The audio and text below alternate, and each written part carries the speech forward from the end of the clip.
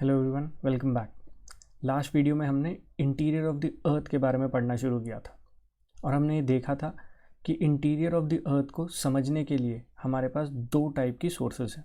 One was direct sources and the other was indirect sources.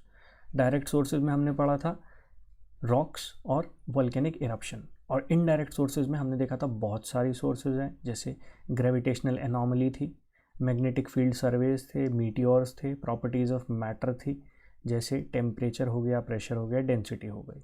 तो इन सारी sources के through हमने ये पता लगाया कि अर्थ अंदर से कैसी होगी, और हमने ये भी समझा था कि हमारी जो अर्थ के बारे में नॉलेज है कि अर्थ अंदर से कैसी होगी, उसमें कितनी लेयर्स होंगी, कहाँ पे कन्वेक्शन सेल बन रहे हैं, कहाँ पे वो लिक्विड हो सकती है, कहाँ पे वो सॉलिड हो सकती है, ये सारी इन्फॉर्मेशन जो है ये कुछ एस्टिमेट्स और इन्फ्रेंस के बेसिस पे है। क्योंकि हम अर्थ के इंटीरियर में ज़्यादा डेप्थ तक जा नहीं पाए हैं तो हमें नहीं पता एक्चुअल में कैसा होगा, बट हाँ, हमने बहुत सारी सोर्सेज के थ्रू कुछ इन्फर किया है, हमने कुछ एस्टिमेट किया है कि अंदर से अर्थ इस टाइप की होगी। जिन्होंने पिछली वीडियो नहीं देखी है, आई वुड रिक्वेस्ट आप जाके पहले पिछली वीडियो देखो, तो आपको ज़्यादा डिटेल में ये चीज़ें समझ में आएंगी। आज हम एक्चुअल में समझने वाले हैं कि अर्थ अंदर से कैसी है, अर्थ में कितनी लेयर्स हैं, कौन सी लेयर सॉलिड है, कौन सी लेयर लिक्विड है, कहाँ हमें रॉक्स मिल रही हैं, कहाँ हमें मेटल्स मिल रहे हैं, वो सब आज इस वीडियो में हम समझने वाले हैं। तो चलिए शुरू करते हैं। मॉडर्न व्यू पॉइंट के अकॉर्डिंग अर्थ जो है वो 3 लेयर्स में डिवाइड की जाती है। सबसे पहली लेयर है हमारी क्रस्ट, सेकेंड लेयर है मेंटल, और फाइनल हमारी लेयर है कोर। अब क्रस्ट, मेंटल और कोर को डिटेल में देखने से पहले मैं चाहूँगा कि आप थोड़ा इमेजिन करो कि अर्थ एक्चुअल में होगी कैसी। ये जो लेयर्स हैं क्रस्ट, मेंटल और कोर जिसके बारे में हम बात करने वाले हैं, हम थोड़ा इमेजिन करने की कोशिश करते हैं कि ये कैसी दिखती होंगी। ठीक है, अब देखो, मुझे लगता है कि आप में से बहुत लोग ऐसे होंगे जिन्होंने लेदर की बॉल से क्रिकेट खेला होगा, तो मैं उस लेदर की बॉल के थ्रू आपको समझाने की कोशिश करता हूँ कि अर्थ कैसी दिखती है। इन इमेजेस को देखना, ये जो राइट में आपको इमेज दिख रही है ये है लेदर की बॉल, और इसे हमने खोल दिया, ओपन कर दिया। ये जो बाहर आपको एरिया सा दिख रहा है ये वाला, ये एक्चुअल में लेदर की कवरिंग है जो आपको दिखती है। लेदर की बॉल जो होती है वो पूरी लेदर नहीं होती, उसकी जो बाहर की कवरिंग होती है बस वो लेदर की होती है। तो ये है बाहर की पतली सी वो कवरिंग जो लेदर की है। जब आप लेदर की बॉल की वो कवरिंग हटा दोगे तो अंदर से लेदर की बॉल कुछ इस टाइप की दिखाई देती है, और ये जो है इसे इंग्लिश में बोलते हैं ट्वाइन, और हिंदी में आपको पता ही होगा सुतली बोलते हैं इसे। तो जब आप लेदर की वो कवरिंग हटाते हो अंदर सुतली निकलती है, और वो सुतली जो होती है उसको भी जब आप खोल देते हो तो अंदर से निकलती है एक कॉर्क की छोटी सी बॉल। यहाँ देखना, ये जो आपको रेड रेड पोर्शन बाहर दिखाई दे रहा है ये हो गया लेदर। ये अंदर जो थोड़ा ब्राउनिश सा पोर्शन आपको ये सारा जो एरिया दिखाई दे रहा है ये हो गया आपका ये ट्वाइन या सुतली, और ये जो आपको डार्क पोर्शन अंदर का दिख रहा है ये सारा पोर्शन हो गया आपकी कॉर्क की बॉल। और कुछ ऐसी ही होती है हमारी अर्थ अंदर से। ये जो बाहर की कवरिंग आपको दिख रही है पतली सी कवरिंग, ये है हमारी क्रस्ट। उसके अंदर ये जो सुतली दिखाई दे रही है आपको ये है हमारी मेंटल, और जब आप इस सुतली को भी खोल दोगे तो अंदर की तरफ जाके जो कॉर्क की बॉल आपको मिल रही है वो है हमारा कोर। कुछ ऐसी ही दिखती है हमारी अर्थ। मैं ये नहीं कह रहा कि बिल्कुल ऐसी है, मैं सिर्फ एक एनालॉजी के थ्रू आपको इमेजिन करवाना चाह रहा हूँ कि अर्थ जो है वो कैसी दिखती होगी। तो जो हमारी क्रस्ट है वो पतली सी है ऊपर, जैसे लेदर की बॉल की कवरिंग है पतली सी है, तो वो पतली सी है। उसके नीचे जाके एक थिक कवरिंग मिलती है हमें जिसे हम मेंटल का नाम दे रहे हैं, और मेंटल के भी अंदर की तरफ मिलती है हमें तीसरी लेयर हमारी जो है हमारी कोर। और जैसे ये कोर जो है ना ये ठोस होता है, ऐसे ही हम देखेंगे कि हमारा जो इनर कोर है वो सॉलिड है और आउटर कोर जो है वो थोड़ा लिक्विड है। इसीलिए मैं कह रहा हूँ पूरी तरीके से ये सही नहीं है, बट ये एक एनालॉजी है समझने के लिए कि आप इमेजिन कर सको कि अर्थ कैसी दिखती होगी। ठीक है, अब मैं आपको एक्चुअल अर्थ का डायग्राम दिखा रहा हूँ कि अर्थ कैसी है। ये रही हमारी अर्थ, ये है जो आउटर कवरिंग आपको दिख रही है ये है हमारी क्रस्ट, ये सारी है हमारी क्रस्ट। और जो आपको कॉन्टिनेंट्स मिलते हैं, ओशंस मिलते हैं, वो इसी क्रस्ट के ऊपर मिलते हैं। जैसे यहाँ पे देखो, ये हो गया हमारा नॉर्थ अमेरिका, ये जो नीचे का पोर्शन है ये हो गया हमारा साउथ अमेरिका, ये हमारा अटलांटिक ओशन आपको दिख रहा है, अटलांटिक ओशन का सदर्न पार्ट। तो ये हो गई हमारी क्रस्ट। क्रस्ट के अंदर की तरफ जाके ये येलोइश पोर्शन जो दिख रहा है ये हो गया हमारी सेकेंड लेयर मेंटल, और उसके अंदर की तरफ जो आपको दिख रहा है वो हो गया कोर। कोर जो होता है उसको हम दो पार्ट्स में डिवाइडेड मानते हैं। ये है इनर कोर जो आपको रेड में दिख रहा है। इनर कोर जो है हमारा ये होता है सॉलिड, और ये है हमारा आउटर कोर। ये जो आउटर कोर है ये लिक्विड फॉर्म में है। अब ये लिक्विड फॉर्म में क्यों है और ये सॉलिड फॉर्म में क्यों है, ये अभी आगे चल के जब कोर के बारे में डिटेल में डिस्कशन करेंगे तब समझेंगे कि वो लिक्विड क्यों है और वो सॉलिड क्यों है। तो आई होप आपको अब अर्थ का स्ट्रक्चर समझ में आ गया होगा कि earth is divided into 3 layers. सबसे ऊपर की तरफ मिलती है हमें क्रस्ट। क्रस्ट सबसे पतली लेयर है, जैसे अभी मैंने आपको लेदर की बॉल में दिखाया था वो लेदर होता है ऊपर, वो ऐसी ही पतली सी कवरिंग है।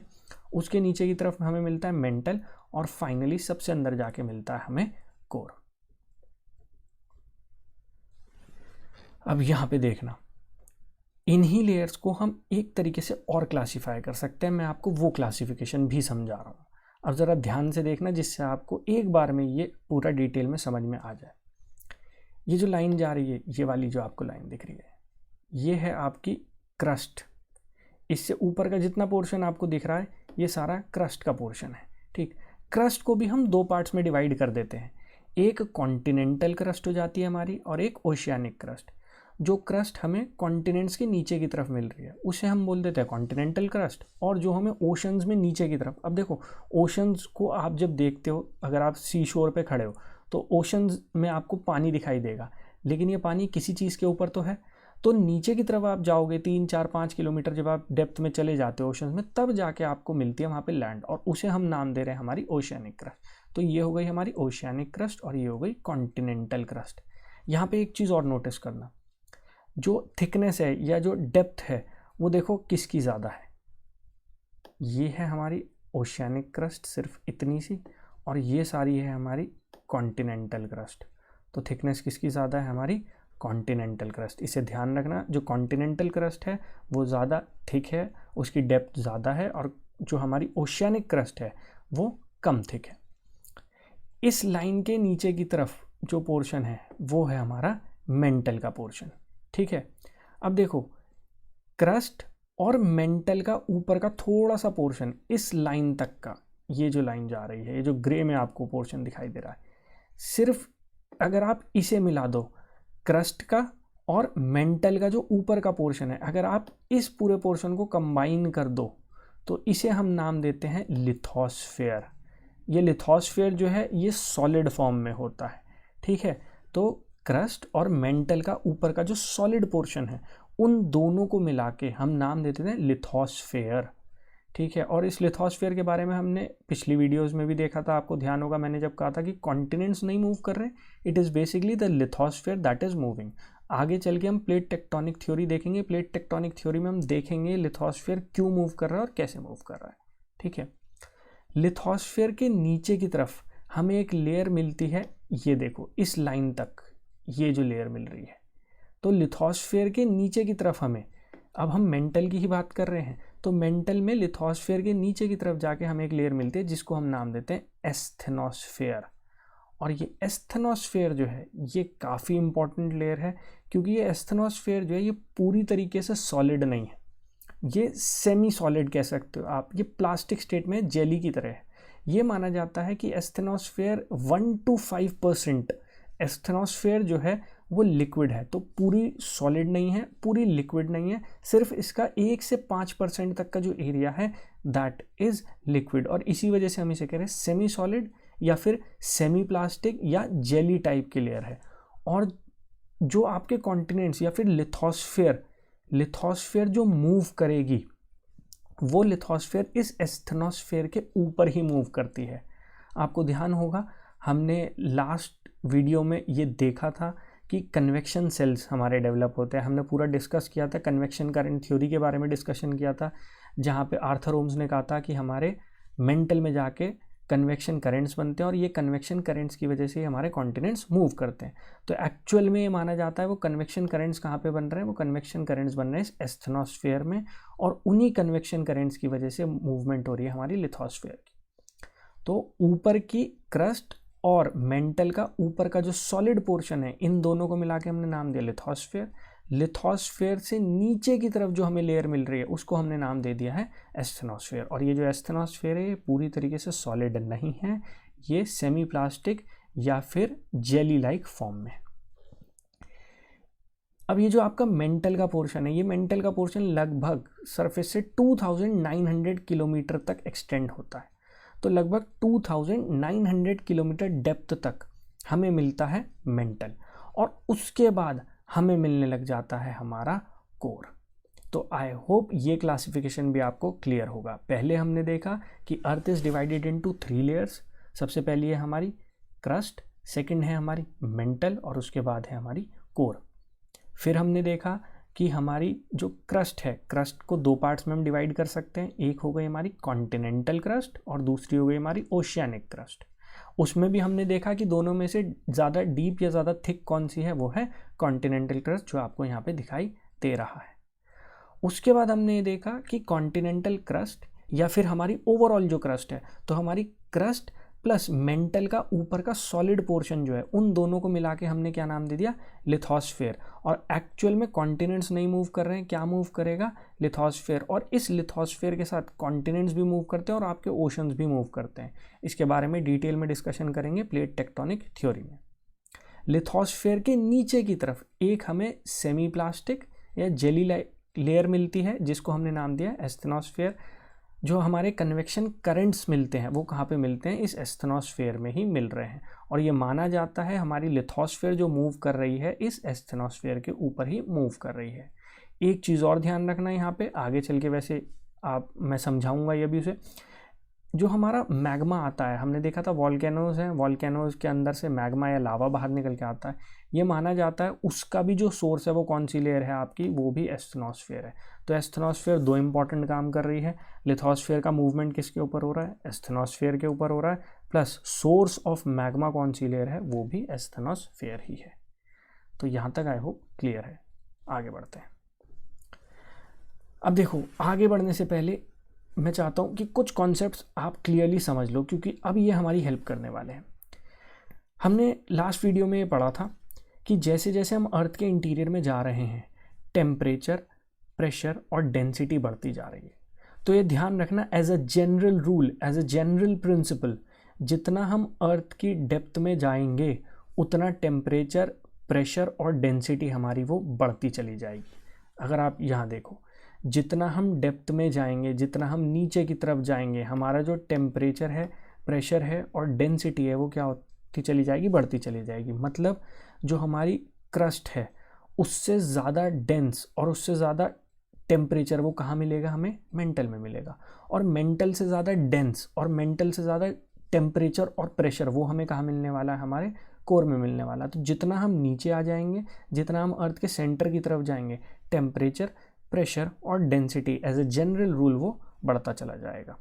अब यहाँ पे एक बात और समझने वाली है, अगर टेम्परेचर बढ़ता चला जाएगा, हमने कहा जैसे जैसे हम इंटीरियर में जा रहे हैं टेम्परेचर बढ़ता चला जाएगा। जैसे ये माना जाता है जो हमारी क्रस्ट है, जो हमारा अपर लेयर है, उसमें जितना आप डेप्थ में जा रहे हो पर 100 मीटर जो टेम्परेचर है वो 2 से 3 डिग्री बढ़ जाता है। तो मतलब अगर आप 1 किलोमीटर डेप्थ तक पहुंच गए तो टेम्परेचर जो होगा वो सरफेस से 30 डिग्री सेंटीग्रेड ज़्यादा हो जाएगा। तो अगर आप इसे जनरल रूल मान लो कि हर 100 मीटर पे टेम्परेचर 2 से 3 डिग्री बढ़ जाएगा, तो ये माना जाता है 2900 किलोमीटर्स पे जाकर जो टेम्परेचर होगा वो लगभग 25,000 डिग्री सेंटीग्रेड हो जाएगा। लेकिन इतने टेम्परेचर में तो पूरी हमारी अर्थ जो है वो मेल्ट हो गई होती, पिघल गई होती। लेकिन ऐसा नहीं है, हमें पता है इंटीरियर में जाके जो रॉक्स हैं वो सॉलिड फॉर्म में है। तो ऐसा क्यों हो रहा है? ऐसा इस वजह से हो रहा है क्योंकि टेम्परेचर और प्रेशर जो होता है वो एक दूसरे को बैलेंस आउट करता है। जितना आप इंटीरियर में जा रहे हो, टेम्परेचर के साथ साथ प्रेशर भी तो बढ़ रहा है। और ये ध्यान रखना, जितना आप किसी चीज़ के ऊपर प्रेशर बढ़ाते हो उतना उसका मेल्टिंग पॉइंट बढ़ता चला जाता है। तो अगर आप प्रेशर बढ़ा रहे हो तो मेल्टिंग पॉइंट भी तो बढ़ता जा रहा है रॉक्स का। तो जो रॉक हो सकता है पहले 100 डिग्री सेंटीग्रेड पे मेल्ट होनी चाहिए थी, अब वो जाके 200 पे मेल्ट हो, या उससे भी ज़्यादा पे मेल्ट हो।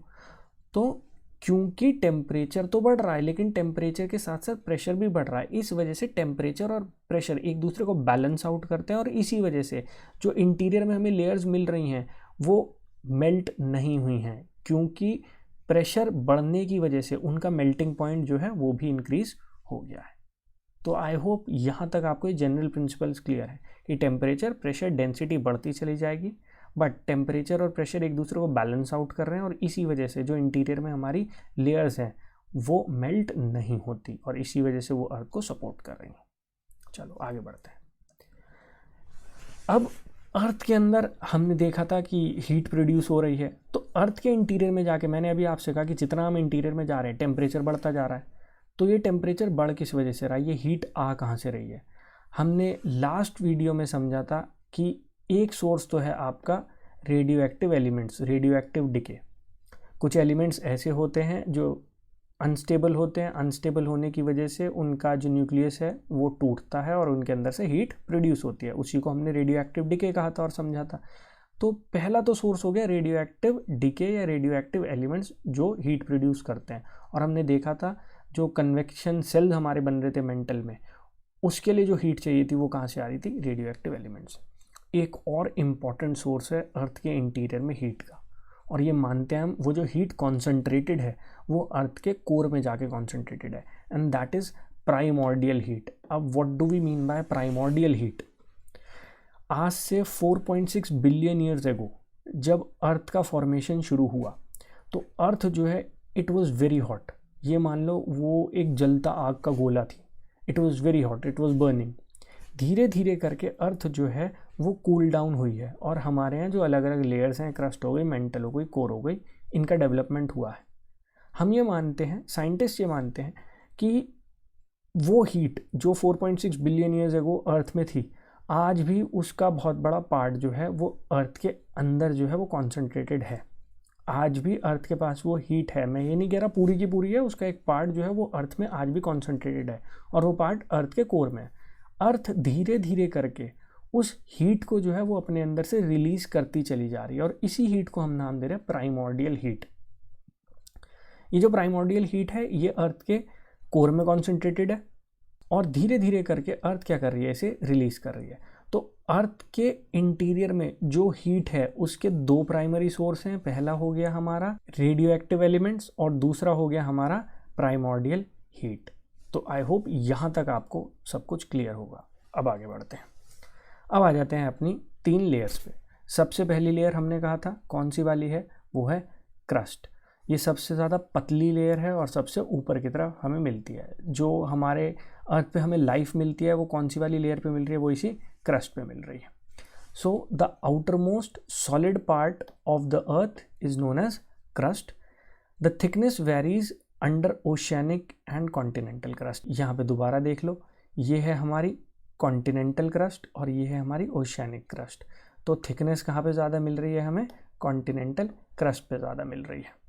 मीन थिकनेस, अब देखो जो क्रस्ट की थिकनेस है ना, चाहे वो हम कॉन्टिनेंट्स के नीचे बात करें चाहे हम ओशंस के नीचे बात करें, ऐसा नहीं है कि वो इवन है, वो कहीं ज़्यादा है कहीं कम है। तो हम एक एवरेज थिकनेस मान लेते हैं कि मीन थिकनेस कितनी होगी। तो ये माना जाता है ओशंस के नीचे जो क्रस्ट हमें मिल रही है उसकी मीन थिकनेस 5 किलोमीटर्स है और जो कॉन्टिनेंट्स के नीचे हमें मिल रही है उसकी मीन थिकनेस कितनी है, 30 किलोमीटर्स। मैं फिर कह रहा हूँ कि वो वेरी करती है, अलग अलग प्लेसेस पे वो अलग अलग है, कहीं वो 5 किलोमीटर्स भी है, कहीं वो 30 है, कहीं वो 60 है, कहीं वो 70 भी है। बट हम एक एवरेज थिकनेस की बात कर रहे हैं, तो ओशंस के नीचे जो क्रस्ट हमें मिलती है उसकी एवरेज थिकनेस हम मानते हैं 5 किलोमीटर्स है और जो कॉन्टिनेंट्स के नीचे हमें मिल रही है उसकी एवरेज थिकनेस हम मान के चलते हैं कि कितनी है, 30 किलोमीटर्स। नेक्स्ट पॉइंट क्या कह रहा है, continental crust is thicker than oceanic crust, ये हमने देख लिया है, and even more thick in mountainous regions.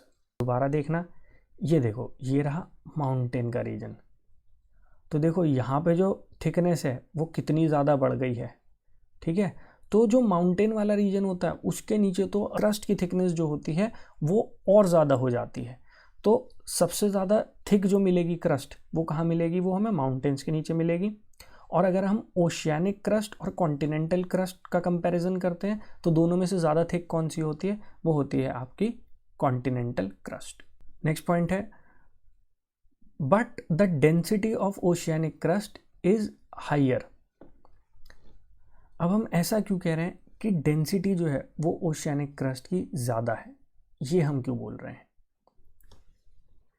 देखो, जो डेंसिटी होती है क्रस्ट की वो डिपेंड करती है कि वहाँ पे आपको किस टाइप का मटेरियल मिल रहा है, किस टाइप के मिनरल्स मिल रहे हैं। जो हमारी ओशियानिक क्रस्ट है वो बनी है बासाल्ट रॉक से। बासाल्ट जो होता है it is a type of igneous rock. Igneous rock वो रॉक होती है जो मैग्मा होता है, हमारा जो वॉल्केनिक इरप्शन होता है उसमें से जो मैग्मा मिलता है, जब वो मैग्मा कूल डाउन हो जाता है उससे बनती है। अब देखो, मैग्मा भी जो होता है ना वो हमारा अलग अलग टाइप का होता है। अभी मैं उसकी डिटेल में नहीं जा रहा हूँ क्योंकि आगे चल के वॉल्केनिज्म डिस्कस करना है, तो वहाँ देखेंगे कहीं माफिक आपको मैग्मा मिल रहा है, कहीं फेल्सिक टाइप का मिल रहा है। तो मैग्मा भी अलग अलग टाइप का होता है, और ये जो अलग अलग टाइप का मैग्मा होता है इसमें अलग अलग टाइप के मिनरल्स आपको देखने को मिलते हैं। तो किसी मिनरल की डेंसिटी ज़्यादा होती है, किसी की कम होती है। तो जो हमारी ओशियानिक क्रस्ट है उसमें जो हमें रॉक्स मिल रही हैं दे आर बासाल्ट रॉक्स, और जो बासाल्ट रॉक होती है उसके अंदर जो आपको एलिमेंट्स मिल रहे हैं वो ज़्यादा डेंस होते हैं, वो ज़्यादा हैवी होते हैं, और इसी वजह से हमारी ओशियानिक क्रस्ट जो है वो ज़्यादा डेंस है, ज़्यादा हैवी है in comparison to continental crust. जो हमारी ओशियानिक क्रस्ट है उसकी डेंसिटी 3 ग्राम्स पर सेंटीमीटर क्यूब मानी जाती है, और जो हमारी कॉन्टिनेंटल क्रस्ट है उसकी डेंसिटी 2.7 ग्राम्स पर सेंटीमीटर क्यूब है। जो हमारी कॉन्टिनेंटल क्रस्ट है वो कॉन्टिनेंटल क्रस्ट बनी है आपकी ज़्यादातर ग्रेनाइट रॉक से। ग्रेनाइट भी इग्नियस टाइप की रॉक है। ग्रेनाइट भी जो हमारा लावा या मैग्मा होता है उसके कूल डाउन होने से ही बनती है, बट उसमें जो आपको मिनरल्स मिल रहे हैं, उसमें जो एलिमेंट्स मिल रहे हैं वो अलग हैं, और वो लाइटर हैं as compared to the elements और minerals that are found in basalt type of rock. इसी वजह से जो डेंसिटी ज़्यादा है वो किसकी है, वो हमारी ओशियानिक क्रस्ट की है। अब यहाँ पे ये बात ध्यान रखना कि ओशियानिक क्रस्ट जो है उसकी थिकनेस तो कम है, बट जो ओशियानिक क्रस्ट है वो ज़्यादा डेंस है। ऐसे ही कॉन्टिनेंटल जो क्रस्ट है उसकी थिकनेस तो ज़्यादा है बट डेंसिटी कम है। यहाँ पे एक चीज़ मैं आपको और बताना चाहूँगा, कई जगह आपको लिखा हुआ मिलेगा, कई वीडियोस में बताया जाता है कि जो हमारी कॉन्टिनेंटल क्रस्ट है वो बनी है सियाल की, SIAL, और जो हमारी ओशियानिक क्रस्ट है वो बनी है सीमा की, SIMA। ये सियाल और सीमा क्या है? Sial is basically a combination of 2 words. पहला है सिलिका और दूसरा है एल्यूमिनियम। तो सिलिका के इनिशियल्स SI और एल्यूमिनियम के इनिशियल्स AL, उनको उठा लिया गया और उन्हें कंबाइन फॉर्म में बोला गया सियाल। तो जो हमारी कॉन्टिनेंटल क्रस्ट होती है ये माना जाता है ये सियाल की बनी है, मतलब इस कॉन्टिनेंटल क्रस्ट में सिलिका और एल्यूमिनियम जो है वो ज़्यादा अमाउंट में मिलते हैं आपको, और ये बात करेक्ट भी है कुछ हद तक, पूरी नहीं बट हाँ कुछ हद तक ये करेक्ट है।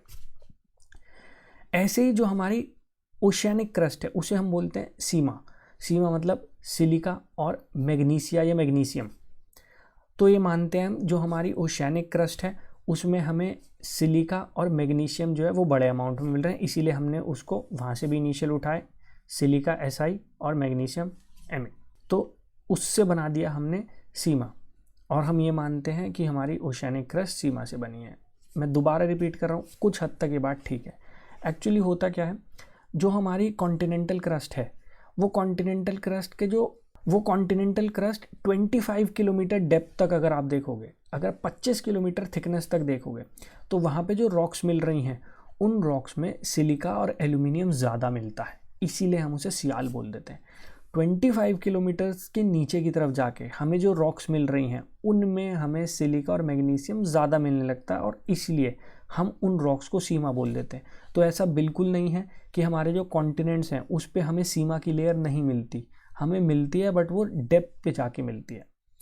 हमारे जो ओशंस हैं, क्योंकि वहाँ पे हमने देखा जो ओशियानिक क्रस्ट है उस ओशियानिक क्रस्ट की ओवरऑल थिकनेस ही 5 से 6 किलोमीटर हम मीडियन देख रहे हैं कि उसकी जो एवरेज थिकनेस है वो 5 से 6 किलोमीटर है। तो ऊपर वाली जो लेयर है वो तो वहाँ पे है ही नहीं भाई। कॉन्टिनेंट्स में जो थिकनेस है वो तो लगभग 30 किलोमीटर्स हमने एवरेज मानी है, और मैं कह रहा हूँ ऊपर की 25 किलोमीटर्स तक आपको सियाल मिल जाता है, और उसके नीचे की तरफ जाके आपको सीमा मिलने लगता है। बट यहाँ पे वो ऊपर के 25 किलोमीटर तो है ही नहीं, सिर्फ नीचे के 5 किलोमीटर ही मिल रहे हैं। इसी वजह से जो आपकी ओशियानिक क्रस्ट है उसमें आपको सिलिका और एल्यूमिनियम वाली जो लेयर है वो नहीं मिलती। और स्पेसिफिकली अगर हम बात करें पैसिफिक में ये होता है, जो हमारा पैसिफिक ओशन है, पैसिफिक ओशन की जो क्रस्ट है नीचे की तरफ जा, जो ओशियानिक क्रस्ट है, उस ओशियानिक क्रस्ट में आपको सियाल नहीं मिलता। और इसी वजह से हम ये कह देते हैं कि जो हमारी ओशियानिक क्रस्ट है वो किससे बनी है, सीमा से बनी है, और हमारी कॉन्टिनेंटल क्रस्ट जो है वो किससे बनी है, वो सियाल से बनी है। बट आज की डेट में इस कन्वेंशन को रिजेक्ट कर दिया गया है। आज की डेट में इस कन्वेंशन को नहीं फॉलो किया जाता। हमें ये पता है कि जो ओशन, जो हमारे कॉन्टिनेंट्स हैं, कॉन्टिनेंट की भी जो क्रस्ट है उसमें 25 किलोमीटर से नीचे की तरफ जाके हमें सीमा मिल जाता है। ये मैंने आपको इसलिए समझा दिया क्योंकि बहुत जगह आपको ये लिखा हुआ मिलेगा, बहुत जगह वीडियोस में ये सियाल और सीमा बोल दिया जाएगा। बट अगर आप आज की डेट में देखोगे तो साइंटिफिकली और टेक्निकली ये बात सही नहीं है, क्योंकि हमें सीमा तो हमारी कॉन्टिनेंटल क्रस्ट में भी मिल रहा है और कई कई जगह ओशियानिक क्रस्ट में भी आपको सियाल मिल जाता है। बट हाँ, अगर आप मैक्रो लेवल पे देखोगे तो हमारी ओशियानिक क्रस्ट जो होती है उसमें ज़्यादातर सिलिका और मैग्नीशियम ही मिल रहे हैं हमें, और हमारी कॉन्टिनेंटल क्रस्ट के ऊपर का जो पार्ट है वहाँ पे हमें सिलिका और एल्यूमिनियम ही मिल रहे हैं, इसलिए हम उन्हें इस नाम से बोल देते हैं।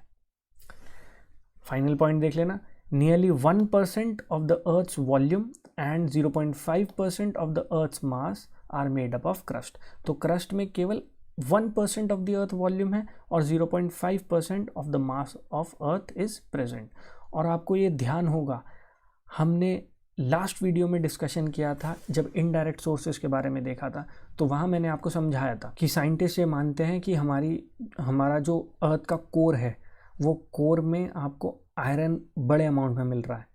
वहाँ पे हमने देखा था कि जो हमारी गैलेक्सी है, मिल्की वे है, इसमें जो 10 सबसे कॉमन एलिमेंट्स हैं उसमें आयरन भी है, और आयरन हमें क्रस्ट पे तो मिलता नहीं है बड़े अमाउंट में। तो हमने ये माना था वो जो मास है वो कहाँ कॉन्सेंट्रेटेड होगा, वो अर्थ के इंटीरियर की तरफ जाके होगा। और यहाँ पे आप देखो, सिर्फ जो हमारी क्रस्ट है उसमें कितना मास मिल रहा है अर्थ का, ओनली 0.5%। तो बाकी जो मास है वो कहाँ कॉन्सेंट्रेटेड होगा, आपके मेंटल में और कोर में जाके। तो सेकेंड लेयर है हमारी मेंटल। तो क्रस्ट के बाद, क्रस्ट के नीचे की तरफ जो अर्थ की लेयर मिलती है, second layer of the earth, that is known as mental.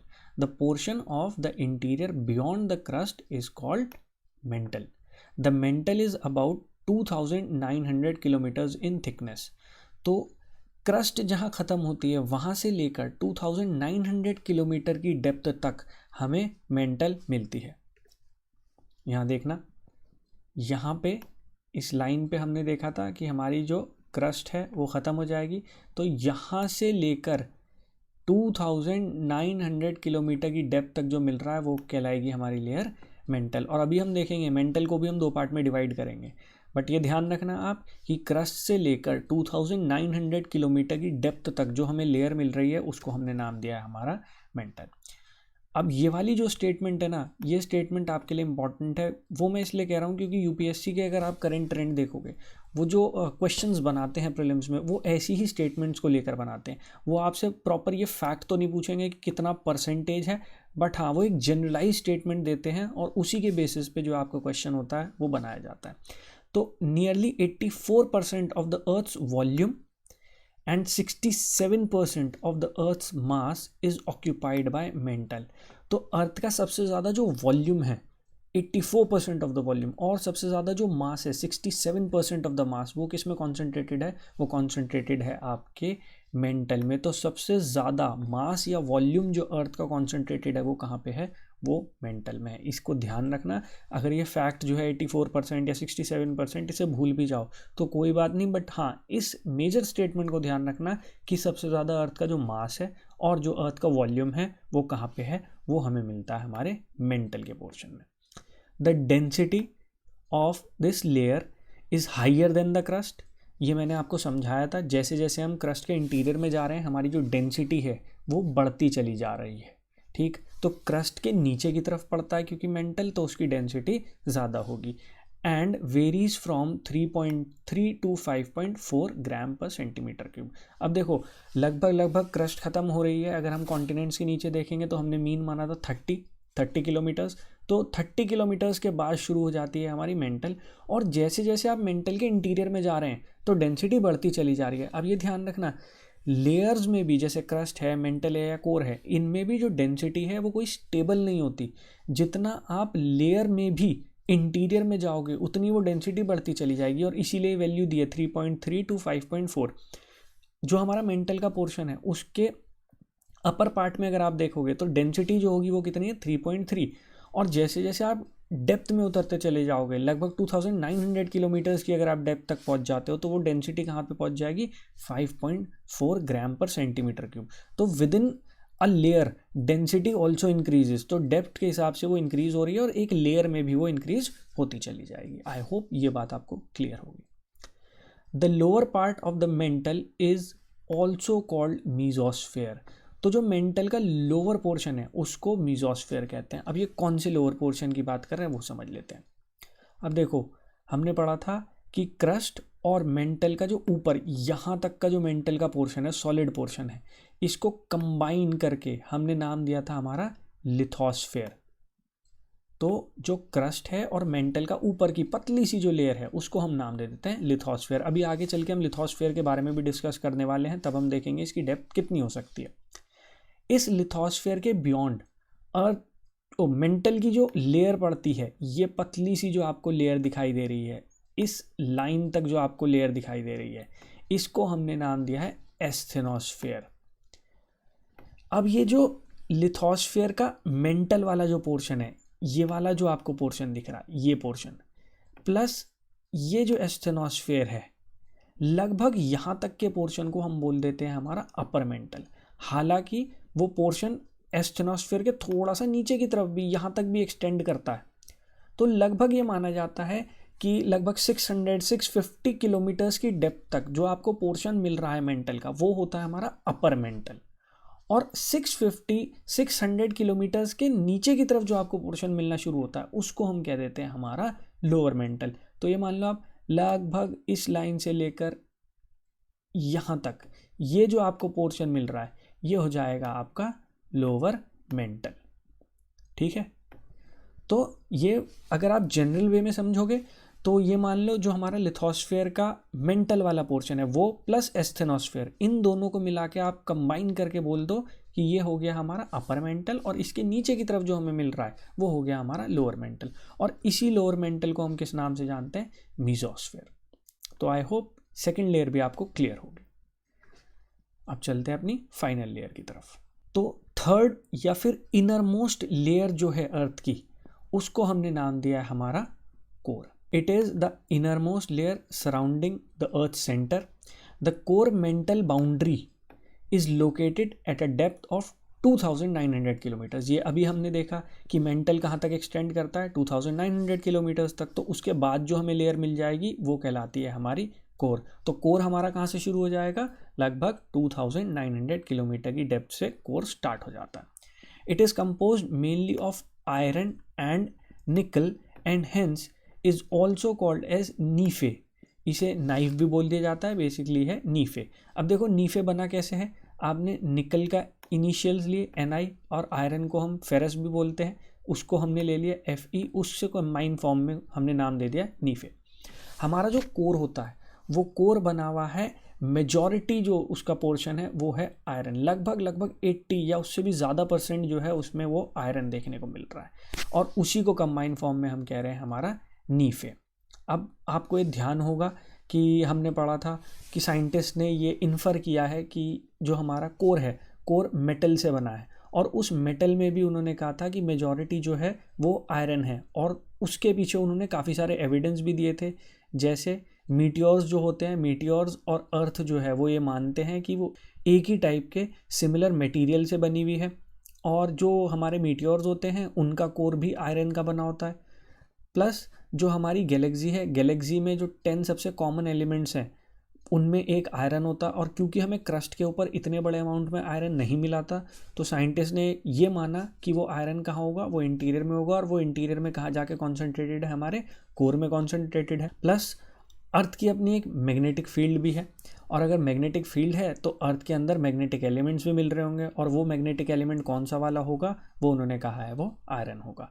तो हमारा जो कोर है वो मेजरली किससे बना हुआ है, वो आयरन से बना हुआ है। उसके बाद जो बड़े अमाउंट में उसमें एलिमेंट मिलता है वो निकल है, और उसके बाद छोटे छोटे ट्रेस अमाउंट में और एलिमेंट्स भी मिलते हैं, बट मेजॉरिटी है हमारा आयरन और उसके बाद निकल। The core constitutes nearly 15% of the Earth's volume and 32.5% of the Earth's mass। अब देखो वॉल्यूम तो केवल 15% है, बट मास जो है वो उससे डबल से भी ज़्यादा है, 32.5। वो इसी वजह से क्योंकि उसमें हैवी एलिमेंट्स जो है वो मिल रहे हैं। The core is the densest layer of the Earth with its density range between 9.5 to 14.5 ग्राम पर सेंटीमीटर क्यूब। और आपको ध्यान होगा इसी डेंसिटी के बेसिस पे जो हमारे साइंटिस्ट हैं उन्होंने इन्फर किया था कि हमारा जो कोर है वो किससे बना है, मेटल से बना है। और ऐसा क्यों, क्योंकि पहले माना जाता था कि हमारा कोर भी किससे बना होगा, वो रॉक से बना होगा, बट जब डेंसिटी हमने कैलकुलेट की तो हमने देखा रॉक्स की तो इतनी डेंसिटी हो ही नहीं सकती। रॉक्स की तो एक क्रिटिकल लिमिट होती है, और बियॉन्ड दैट क्रिटिकल लिमिट अगर आप उसके ऊपर प्रेशर बढ़ा भी देते हो तो उसकी डेंसिटी तो नहीं बढ़ने वाली। हाँ, वो टूट जाएंगी लेकिन डेंसिटी नहीं बढ़ेगी। तो इतना ही हाई डेंसिटी किसकी हो सकती है, मेटल्स की हो सकती है, और वो मेटल कौन सा वाला है, वो ज़्यादातर है आयरन। उसके बारे में हमने डिस्कशन कर लिया है। The core consist of 2 sublayers, the inner core and the outer core. अब हमने देखा था कि हमारा जो कोर है उसको भी हम 2 पार्ट में डिवाइड कर सकते हैं। एक होता है हमारा इनर कोर जो सॉलिड है, और दूसरा वाला है हमारा आउटर कोर जो लिक्विड स्टेट में है। तो 2900 किलोमीटर से लेकर 5150, इसे चेंज कर लेना, 5150 किलोमीटर्स तक हमें क्या मिलता है, हमें मिलता है हमारा आउटर कोर जो लिक्विड स्टेट में है। और 5150 किलोमीटर से लेकर लगभग 6371 किलोमीटर्स तक जो हमें मिलता है वो है हमारा इनर कोर। और ये इनर कोर क्या है, ये सॉलिड फॉर्म में है। The inner core is in solid state, the outer core is in liquid state. और ये लिक्विड स्टेट में हमें ये कैसे पता लगा था, तो आपको ध्यान होगा हमने सीस्मिक वेव्स देखी थी। सीस्मिक वेव्स में हमने देखा था बॉडी वेव्स होती हैं, और बॉडी वेव्स कितने टाइप की होती है, 2 टाइप की होती है, एक प्राइमरी और एक सेकेंडरी, पी और एस वेव। और जो एस वेव है साइंटिस्ट ने लेबोरेटरी में एक्सपेरिमेंट्स के थ्रू ये पता लगाया है कि वो लिक्विड से पास नहीं हो पाती। और हमने ये देखा है कि हमारी जो एस वेव है वो एस वेव जो हमारी मेंटल और कोर की बाउंड्री पड़ती है 2900 किलोमीटर्स पर, वहाँ पर आके वो गायब हो जाती हैं। वो इसी वजह से क्योंकि आउटर कोर से वो पास नहीं हो पा रही, और इसके बेसिस पे साइंटिस्ट ने ये इन्फर किया है कि हमारा आउटर कोर क्या होगा, वो लिक्विड स्टेट में होगा। तो ये ध्यान रखना, आउटर कोर जो है वो लिक्विड स्टेट में है, और इनर कोर जो है वो सॉलिड स्टेट में है। और ये जो आउटर कोर लिक्विड स्टेट में है ना, ये अभी हमारे आगे चल के काम आएगा जब हम जियोमैग्नेटिज्म पढ़ेंगे।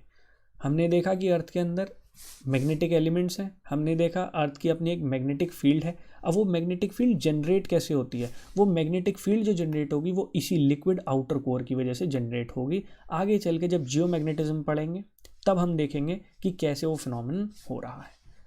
Outer core extends from 2900 kilometres to 5150 kilometres, और इनर कोर जो है वो 5150 से लेकर 6371 किलोमीटर्स तक एक्सटेंड करता है।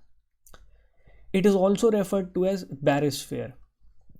जो हमारा कोर है, इस पूरे कोर को कलेक्टिवली हम बैरिस्फीयर भी बोल देते हैं। तो हमारा जो इनर कोर है और जो आउटर कोर है उसको कलेक्टिवली हम एक और नाम दे सकते हैं, दैट इज बैरिस्फीयर।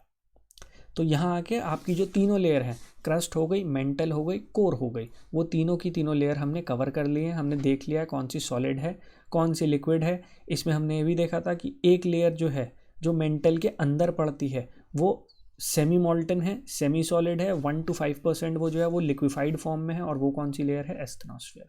और वो एस्थेनोस्फीयर हमारे लिए इंपॉर्टेंट भी बहुत थी, क्यों, क्योंकि उसी एस्थेनोस्फीयर के ऊपर की तरफ जो हमारी लिथोस्फीयर है वो फ्लोट करती है, जिस वजह से हमारे कॉन्टिनेंट जो है वो ड्रिफ्ट कर रहे हैं। अब चलते हैं और देखते हैं लिथोस्फीयर और एस्थेनोस्फीयर क्या है। The uppermost solid part of the mantle and the entire crust constitutes lithosphere. ये मैंने अभी आपको समझाया था कि हमारी क्रस्ट और मेंटल का ऊपर का अपर मोस्ट जो सॉलिड पोर्शन है, इनको कंबाइन वे में दोनों को मिला के हमने नाम दिया हमारा लिथोस्फेयर। ये लिथोस्फेयर जो है ये लगभग 80 to 100 किलोमीटर्स तक एक्सटेंड करती है। हमारे जो कॉन्टिनेंट्स हैं या हमारे जो ओशंस हैं वहाँ से नीचे की तरफ अगर आप जाओगे तो 80 to 100 किलोमीटर्स की जो डेप्थ है वहाँ तक हमें लिथोस्फेयर मिलने वाली है। और एक्चुअल में आगे चल के हम ये देखने वाले हैं कि ये लिथोस्फेयर ही जो है वो ड्रिफ्ट करेगी। कॉन्टिनेंट अकेले ड्रिफ्ट नहीं करेंगे, ये पूरी लिथोस्फेयर जो है ये ड्रिफ्ट करेगी। The asthenosphere in between 200 to 400 kilometers is a highly viscous, mechanically weak and ductile layer deforming region of the upper mantle which lies just below the lithosphere।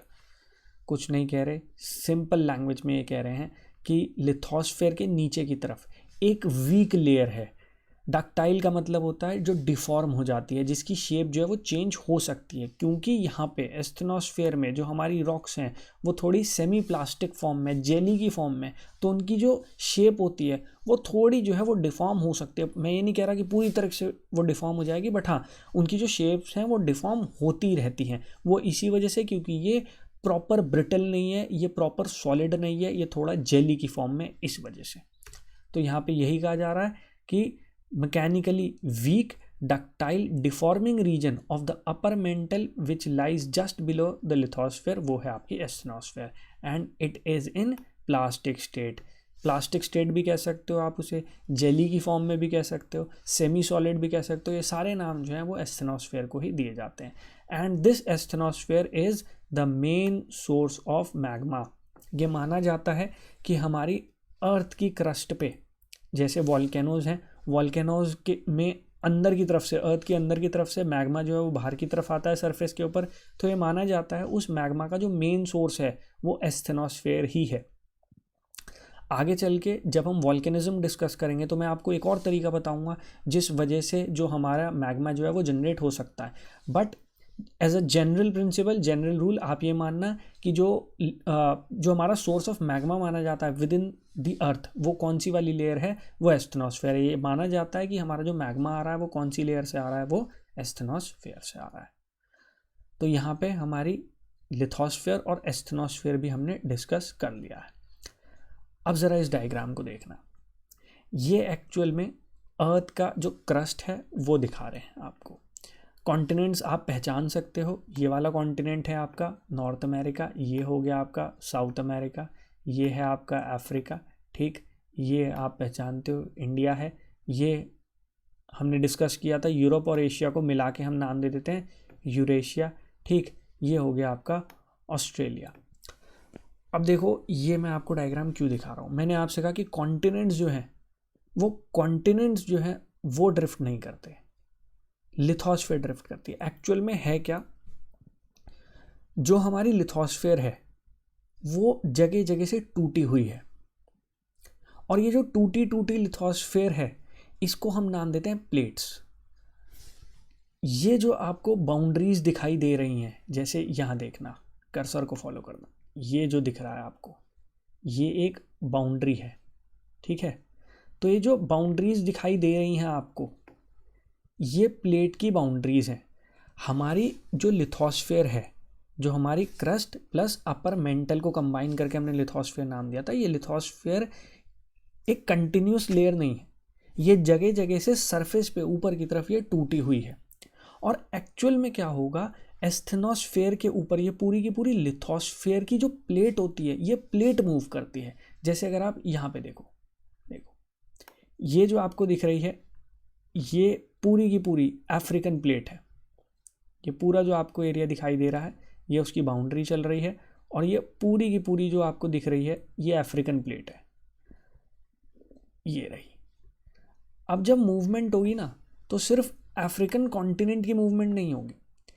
अब यहाँ देखना, ये कॉन्टिनेंट का एरिया है, लेकिन ये जो आपको एरिया दिख रहा है, ये वाला रीजन जो हो गया, ये वाला रीजन जो हो गया, ये सारा रीजन, ये रीजन जो हो गया, ये तो कॉन्टिनेंट का एरिया नहीं है। ये अगर आप देखोगे तो ये हमारा अटलांटिक ओशन का एरिया है, ये अगर देखोगे ये हमारा इंडियन ओशन का एरिया, जो अरेबियन सी वाला एरिया है वो वाला एरिया आपको दिख रहा है।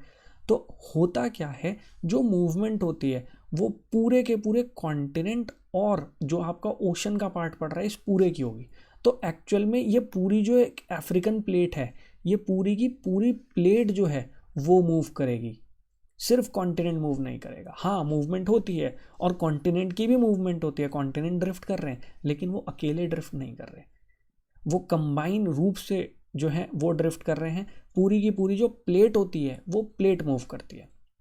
अब ये प्लेट कैसे मूव कर रही है, कितनी प्लेट्स हैं, ये आगे चल के जब हम प्लेट टेक्टोनिक थ्योरी डिस्कस करेंगे उसमें हम डिस्कशन करेंगे। अभी मैं सिर्फ आपको ये दिखाना चाह रहा हूँ कि एक्चुअल में लिथोस्फेयर जो है वो लिथोस्फेयर मूव कर रहा है, और पूरा का पूरा लिथोस्फेयर भी एक साथ मूव नहीं कर रहा है। लिथोस्फेयर जगह जगह से जो है it is broken into pieces, वो जगह जगह से टूटा हुआ है। और इसे देखो, आप सबसे अच्छा तरीका जो मैं मानता हूँ समझने का वो ये है, घर में आपके चिकनी मिट्टी के बर्तन होंगे, ठीक है, जैसे प्लेट्स होती हैं, वाइट कलर की प्लेट्स होती हैं, ठीक, बोन चाइना भी बोल दिया जाता है। तो वो जो चिकनी मिट्टी के बर्तन हैं या चिकनी मिट्टी या बोन चाइना की जो प्लेट है, आप उस बोन चाइना की प्लेट को लेना, ये मैं आपको एक एक्सपेरिमेंट बता रहा हूँ, आप घर पे करके देखना। उस बोन चाइना की प्लेट को उठाना और उठा के मम्मी के सामने ऐसे नीचे की तरफ छोड़ देना, ठीक है, वहाँ वो प्लेट टूटेगी और यहाँ पे आपके गाल पे कुछ हो जाएगा। लेकिन जब वो प्लेट टूटेगी या कोई भी बर्तन जो है, कोई भी वेसल जो है जो चिकनी मिट्टी से बना होगा, वो जब वो टूटेगा तो देखना वो अलग अलग पार्ट्स में टूटेगा, कोई पार्ट आपको बड़ा मिलेगा, कोई पार्ट आपको छोटा मिलेगा। ऐसे ही जो हमारी लिथोस्फेयर है ना, जगह जगह से टूटी हुई है, कहीं ये बड़ी, कहीं एक बड़े पार्ट में टूटी हुई है, कहीं वो छोटे पार्ट में टूटी है। जैसे अगर आप यहाँ देखोगे, ये देखो, ये पूरी की पूरी इस लाइन के ऊपर की तरफ जो आपको एरिया मिल रहा है वो सारा नॉर्थ अमेरिकन प्लेट का एरिया है। ये सारा रीजन जो आपको दिख रहा है यहाँ से लेकर यहाँ तक का, ये सारा रीजन जो आपको दिख रहा है ये नॉर्थ अमेरिकन प्लेट है। और ये नीचे की तरफ अगर आप आओगे, ये देखो, ये नाम है नाज़का, ये छोटा सा जो रीजन आपको दिख रहा है ये भी एक प्लेट है, ये नाज़का प्लेट है, लेकिन ये छोटी सी प्लेट है। तो कहीं वो छोटे पार्ट में टूटी है, कहीं वो बड़े पार्ट में टूटी है। और जब एस्थेनोस्फेयर के ऊपर इस लिथोस्फेयर का मूवमेंट होगा तो वो पूरी की पूरी प्लेट का मूवमेंट होगा, वो केवल नॉर्थ अमेरिकन कॉन्टिनेंट का नहीं होगा, वो नॉर्थ अमेरिकन कॉन्टिनेंट के साथ साथ यहाँ पे जो आपका अटलांटिक ओशन का रीजन है उसका भी मूवमेंट होगा, यहाँ पे जो आर्कटिक ओशन का रीजन है उसका भी मूवमेंट होगा। तो ये पूरी की पूरी प्लेट जो है वो मूव करती है, ठीक है। डिटेल में जाके प्लेट टेक्टोनिक थ्योरी है, प्लेट टेक्टोनिक थ्योरी में डिस्कस करेंगे। यहाँ पे मैं आपको ब्रीफ आइडिया देना चाह रहा था कि लिथोस्फेयर कैसे मूव करती है, ठीक है। चलिए आगे बढ़ते हैं। अब आ जाते हैं डिसकंटिन्यूटी पे। डिसकंटिन्यूटी का क्या मतलब होता है, सबसे पहले तो समझते हैं डिसकंटिन्यूटी का मतलब क्या है। The boundary between different layers inside the earth is referred to as discontinuity. हमने देखा था क्रस्ट है, क्रस्ट के नीचे की तरफ आपको मेंटल मिल रही है, मेंटल के नीचे की तरफ आपको कोर मिल रही है। तो यहाँ पे क्या है, इन लेयर्स के बीच की बाउंड्रीज जो हैं उन बाउंड्रीज को हम नाम दे रहे हैं डिसकंटिन्यूटी। तो क्रस्ट और मेंटल के बीच की जो बाउंड्री है वो एक डिसकंटिन्यूटी हो जाएगी। ऐसे ही जो हमारी मेंटल और कोर के बीच की बाउंड्री है वो एक डिसकंटिन्यूटी हो जाएगी। ऐसे ही हमने जो हमारा मेंटल है उसको भी दो पार्ट्स में डिवाइड किया हुआ है, अपर मेंटल, लोअर मेंटल। तो अपर मेंटल और लोअर मेंटल के बीच की जो बाउंड्री है वो एक डिसकंटिन्यूटी है। ऐसे ही जो हमारा आउटर कोर और इनर कोर है उसके बीच की जो बाउंड्री है वो भी एक डिसकंटिन्यूटी है। तो जो लेयर्स के बीच की बाउंड्रीज हैं उनको हम क्या नाम दे रहे हैं, डिसकंटिन्यूटी। अब ये डिसकंटिन्यूटी पता कैसे चलती है कि कहाँ पे लाई कर रही है, और कैसे हमें पता लगा कि ये डिसकंटिन्यूटी आ गई है। हमने सीस्मिक वेव्स की बात की थी, और सीस्मिक वेव्स मैंने आपसे कहा था दो टाइप की हैं, ध्यान होगा आपको, अभी हमने डिस्कस किया, एक बॉडी वेव्स और दूसरी होती है हमारी सरफेस वेव्स। जो बॉडी वेव्स होती हैं वो हमें अर्थ के इंटीरियर के बारे में बताती है। तो यहाँ पे हम बॉडी वेव से समझते हैं डिसकंटिन्यूटी कैसे मिलेगी हमें। हमारी जो बॉडी वेव्स होती हैं, चाहे वो पी वेव हो चाहे वो एस वेव हो, ये अलग अलग मीडियम में अलग अलग स्पीड से चलती हैं।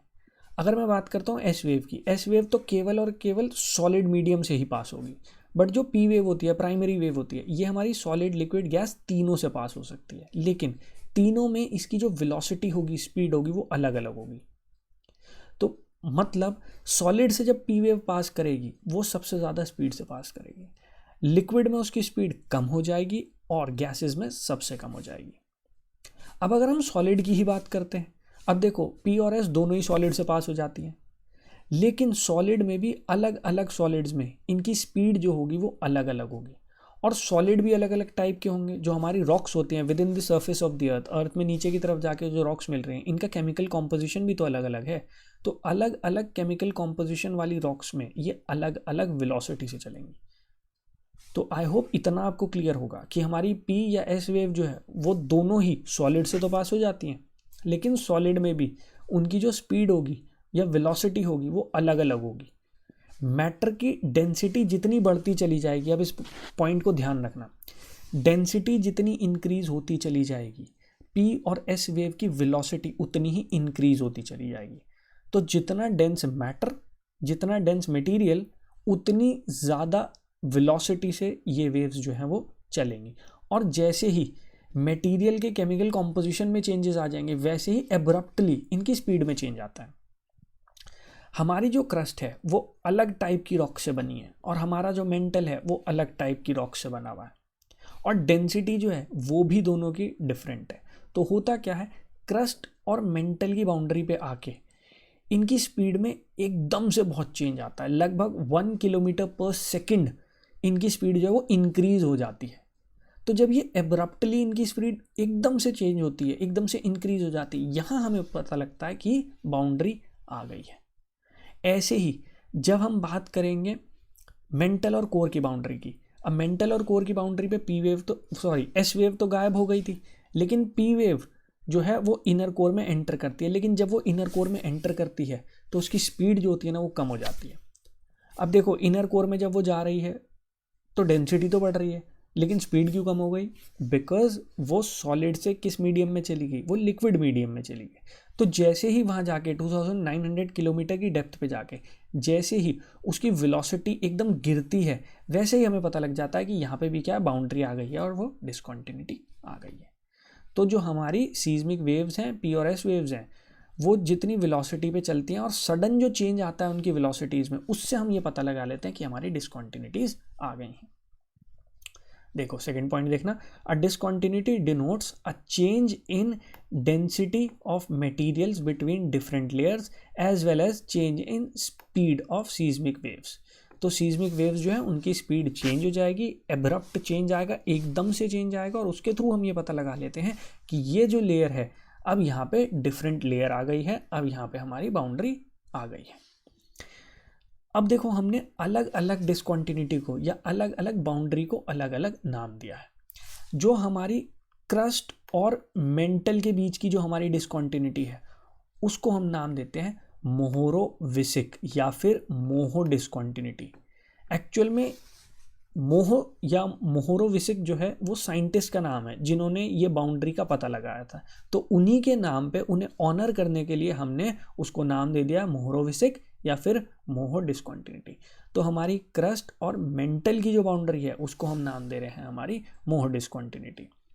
The discontinuity between mantle and core is called Gutenberg discontinuity, या फिर इसे कोर मेंटल बाउंड्री भी बोल दिया जाता है। ठीक है, तो दो बाउंड्री हमने डिस्कस की। देखो, हमारी जो मेजर लेयर्स हैं वो तीन ही हैं, क्रस्ट, मेंटल और कोर। तो क्रस्ट और मेंटल के बीच की बाउंड्री हमने डिस्कस की जिसको हमने नाम दिया मोहो डिसकंटिन्यूटी, और मेंटल और कोर के बीच की बाउंड्री हमने डिस्कस की जिसको हमने नाम दिया गटनबर्ग डिसकंटिन्यूटी, या फिर इसे कोर मेंटल बाउंड्री भी बोल देते हैं। इस डायग्राम में देखना और क्लियर हो जाएगा। ये है हमारी क्रस्ट, ठीक, और उसके नीचे की तरफ इस पॉइंट से इस लाइन के नीचे की तरफ हमारा आ जाता है मेंटल। तो क्रस्ट और मेंटल के बीच की जो डिसकंटिन्यूटी है उसको हमने नाम दे दिया है मोहो डिसकंटिन्यूटी। ठीक है, ऐसे ही जो हमारा ये रहा मेंटल और कोर की बाउंड्री जिसे हम CMB बोल रहे थे, कोर मेंटल बाउंड्री। ठीक है, इन दोनों लेयर्स के बीच की जो बाउंड्री है, जो डिसकंटिन्यूटी है, उसे हम क्या नाम देते हैं? गटर्न्सबर्ग डिसकंटिन्यूटी। और ये भी एक साइंटिस्ट है, उन्हीं के नाम पे दिया गया है।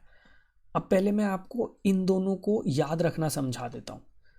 बाकी और डिसकंटिन्यूटी भी हैं, उनको भी देख लेंगे, बट इन दोनों को याद रखना क्योंकि ये मेजर डिसकंटिन्यूटी है, क्योंकि 3 मेजर लेयर हैं तो उनके बीच में 2 डिसकंटिन्यूटी पड़ रही हैं। अब देखो याद कैसे करना है, बच्चों को कन्फ्यूजन हो जाता है, वो भूल जाते हैं कि ये मोह डिस्कॉन्टिन्यूटी कहाँ पड़ेगी, गटनबर्ग डिस्कॉन्टिन्यूटी कहाँ पड़ेगी। और ज़्यादातर जो आपके एग्जाम में क्वेश्चन आते हैं वो भी इन दोनों डिस्कॉन्टिन्यूटी से ही रिलेटेड होते हैं। अब मैं जो गटनबर्ग हैं इनके नाम का थोड़ा सा मजाक उड़ाने वाला हूँ, लेकिन ये आपको हेल्पफुल होगा याद रखने के लिए। गटनबर्ग अगर आप देखोगे ये थोड़ा सिमिलर लगता है गटर से, और जो गटर होता है वो कहाँ पे मिलता है हमें, वो मिलता है हमें नीचे की तरफ जाके। तो गटरबर्ग जो है या गटनबर्ग जो है वो डिस्कॉन्टिन्यूटी कहाँ मिलेगी, वो अंदर की तरफ या नीचे की तरफ जाके मिलेगी। और ये मैं कंपैरेटिव वे में बोल रहा हूँ, मोहो और गटनबर्ग को कैसे याद रखना उसके कंपैरेटिव वे में बोल रहा हूँ।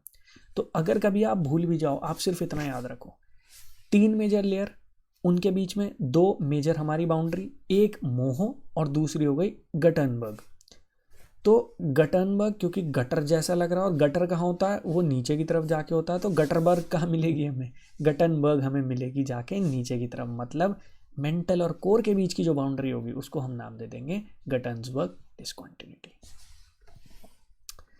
अब आ जाते हैं जो बची हुई हमारी डिस्कॉन्टिन्यूटी है। अब मैंने आपसे कहा था जो हमारा अपर मेंटल है और हमारा जो लोअर मेंटल है इनके बीच भी बाउंड्री है, उसको हमने नाम दिया है हमारी रेपेटिव डिस्कॉन्टिन्यूटी। ऐसे ही हमारा जो आउटर कोर है और हमारा जो इनर कोर है इनके बीच की जो बाउंड्री है उसको हम नाम देते हैं लीमन डिस्कॉन्टिन्यूटी।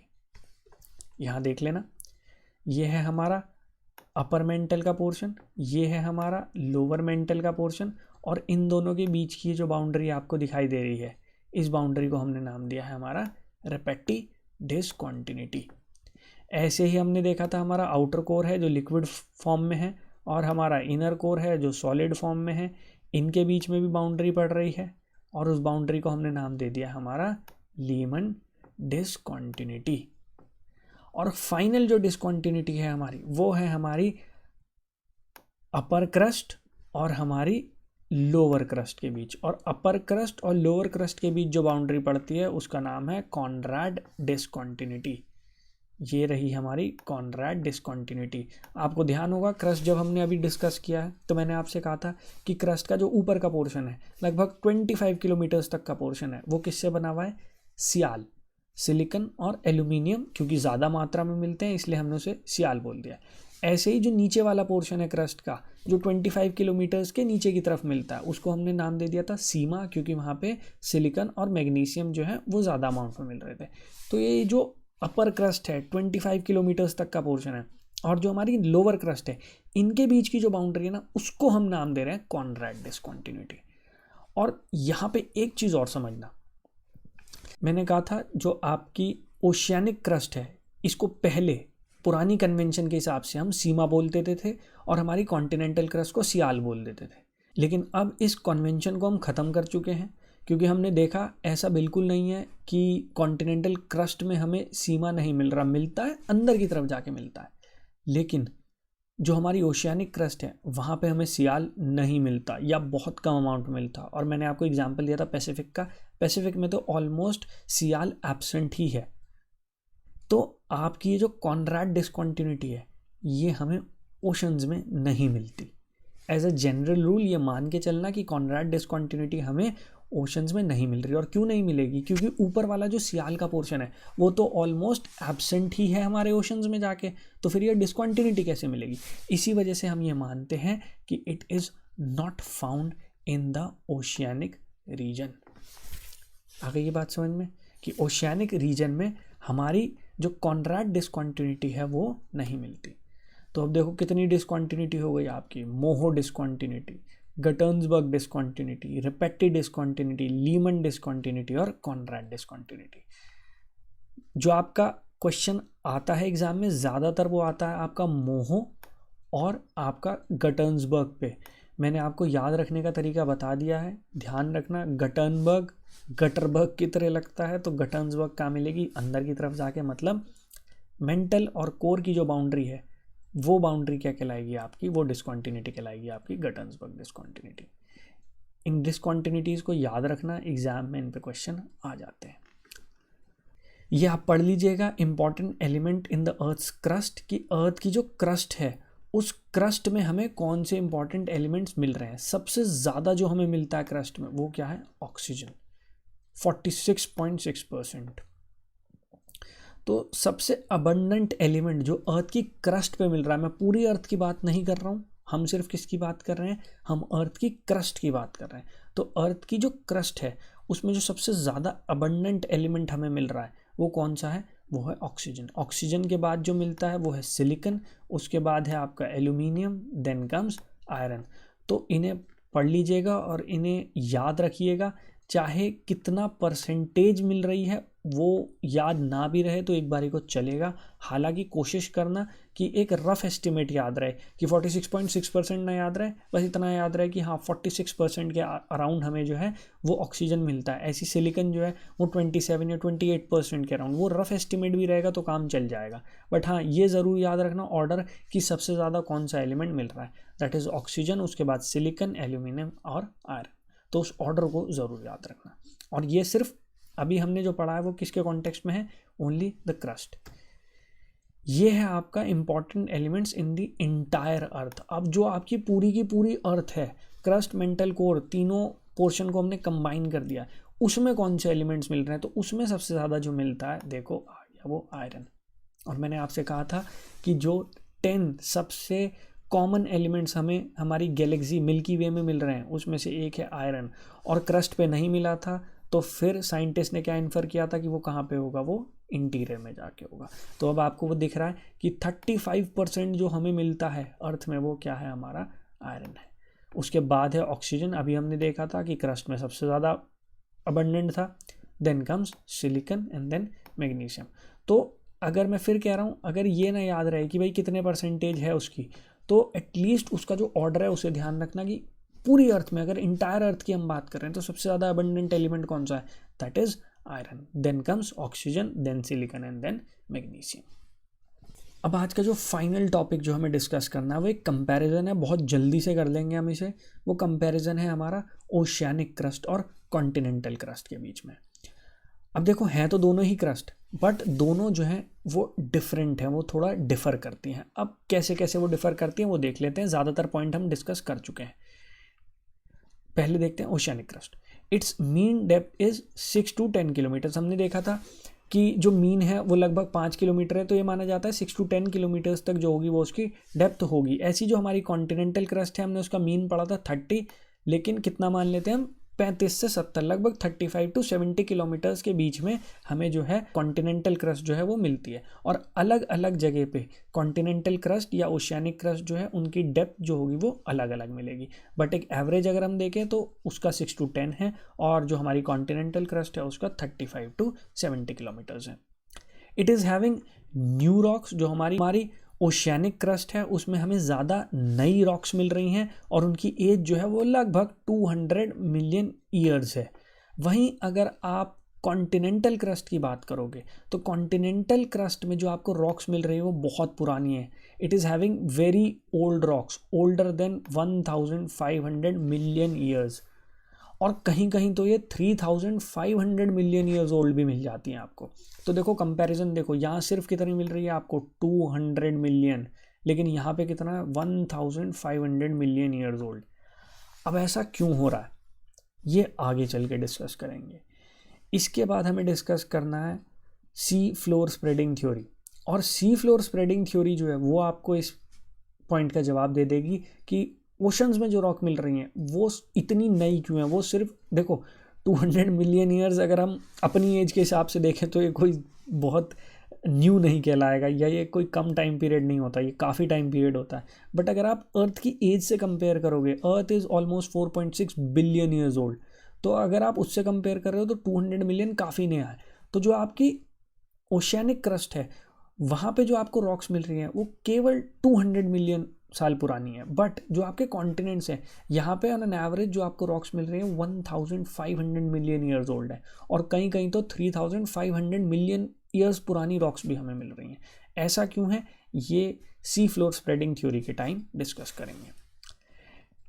अब जो हमारी ओशियानिक क्रस्ट है it is comparatively heavier, average density is around 3 ग्राम पर सेंटीमीटर क्यूब, वहीं जो हमारी कॉन्टिनेंटल क्रस्ट है इट इज़ लाइटर और उसकी जो एवरेज डेंसिटी है वो 2.7 ग्राम पर सेंटीमीटर क्यूब है।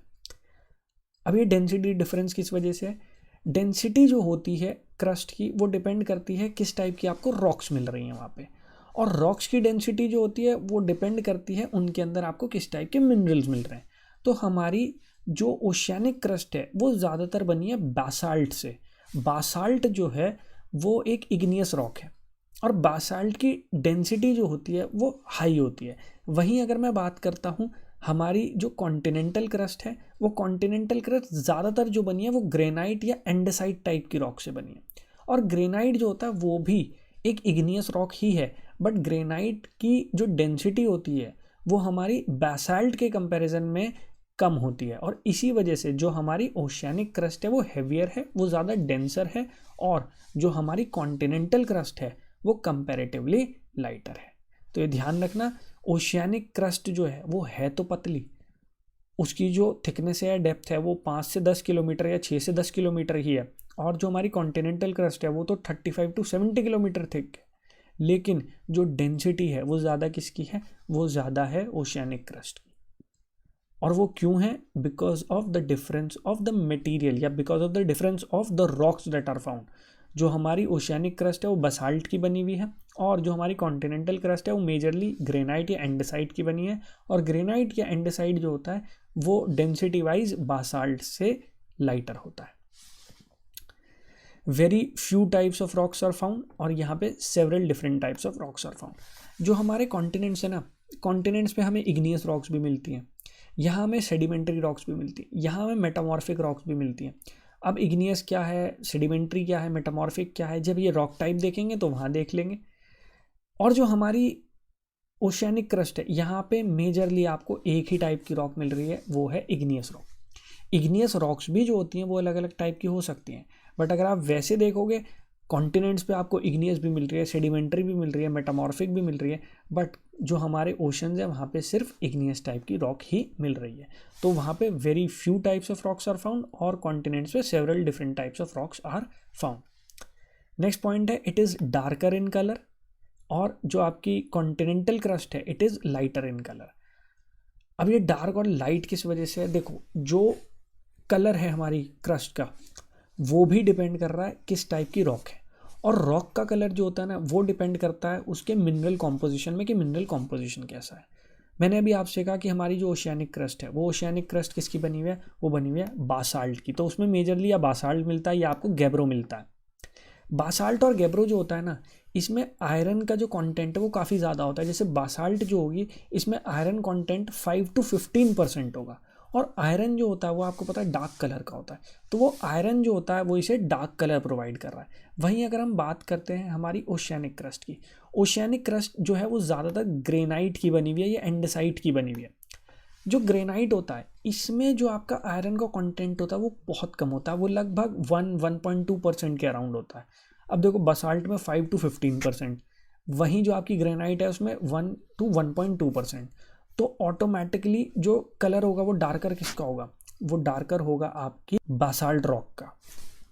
यहाँ देखना, ये जो आपको लेफ्ट में दिख रही है ये वाली रॉक, ये है आपकी बासाल्ट, और ये जो राइट में दिख रही है ये है आपकी ग्रेनाइट की रॉक्स। अब देख लो कलर कंपैरिजन कि ये डार्कर कलर है, ये ब्लैक कलर का दिख रहा है आपको, और ये जो है थोड़ा ग्रेइश कलर है, ऐश कलर का दिख रहा है। तो जो आपकी बासाल्ट होती है क्योंकि उसमें आयरन का कंटेंट काफ़ी ज़्यादा होता है एज़ कम्पेयर टू आपकी ग्रेनाइट, तो उसका कलर डार्कर होता है। और क्योंकि हमारी जो ओशियानिक क्रस्ट है वो ओशियानिक क्रस्ट ज़्यादातर बसाल्ट से बनी हुई है, इसी वजह से उसका रंग जो होगा, उसका कलर जो होगा वो डार्कर होगा।